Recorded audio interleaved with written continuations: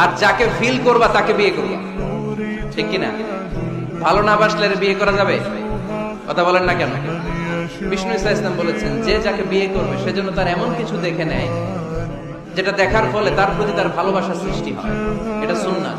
হয়তো আপনি মেয়েটার কথা বলার স্টাইল দেখলেন, কিভাবে হাঁটে, তার চাহনি, তার হাসি, এগুলো দেখে তার প্রতি আপনার একটা ভালোবাসা হৃদয়ে জন্মায় দিবে কে? ভালোবাসা না জন্মালে বিয়ে করতে পারবেন? কথা বলেন না কেন? আব্বা আম্মা একটা ধরে নিয়ে আসছে, তারপরে কবুল বলা যাবে? এগুলোর জন্য এদেশে ডিভোর্সের রেট বাড়ে। ছেলে মেয়েদেরকে ওপেনলি একেবারে সাথে দেখা করার সুযোগ করে দেয় না।